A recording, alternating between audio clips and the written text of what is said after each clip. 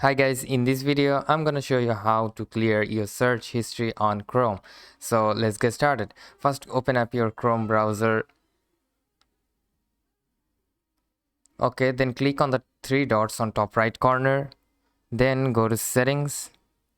In the settings, just scroll it down a little bit. IJ here, privacy and security. Then click on the clear browsing data. Then you can select the time range. You can select last hour, last 24 hours, last 7 days, and last 4 weeks. I am going to use all time. It will clear your all history or browsing data for all time. So then click on the clear data and tap on clear. That's it. Very simple process and steps to clear your search history on Chrome. If this video helps you, please do like, share and subscribe.